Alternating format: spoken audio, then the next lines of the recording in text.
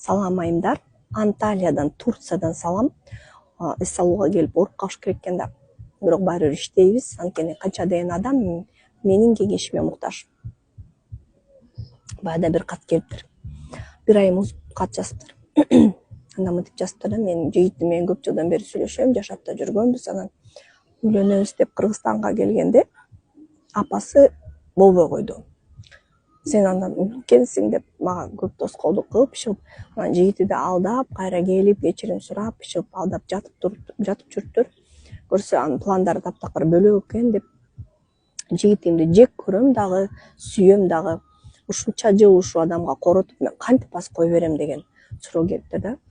Анан мен азыр психолог катары эмес, адам катары жооп берейин. Мен көп адамдар менен иштедим. Сүйдө деле, жумушта деле бир эле нерсе мамиле, коммуникация. Анан мен мисалы ажырашкан айымдарды же жигити менен ажыраган айымдарды түшүнөм да. Мен ушунча жыл ушул адамга короттум деп бул айымдарда сүйүү дагы жек көрүү дагы болот да. Мен ушунча энергиямды бердим, ушунча салым коштум, ушунча убактымды бердим, өзүмдү бердим. Анан ошентип кое берип койгонбу деле.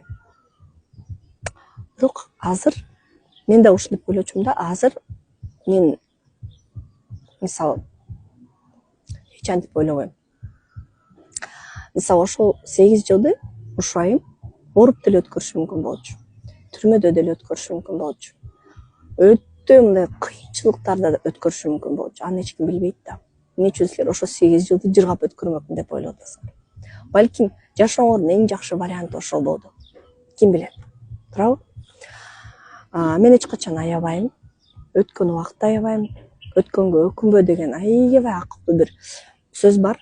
Ошону эсиңерге алып жүргүлө. Өткөнгө өкүнбө, өткөндү эстебе, өткөндү өзгөртөм деп ойлобо. Келечек жок. Өткөн нерсе өткөн, ал эч качан кайтарылбайт. Бүгүнкү күн, азыркы көзөмөн гана бар. Эртең эмне болот, эч ким билбейт. Тиги дүйнөдөн бир да адам кайтып келе элек. Анын баары иллюзия, анын баары фантазия жана башка нерселер. Ошон үчүн бүгүнкү күн менен жашап үйрөнүшүбүз керек экен. Жана өткөн нерсеге кайра кайтып өзгөртөм дебеш керек экен айымдар.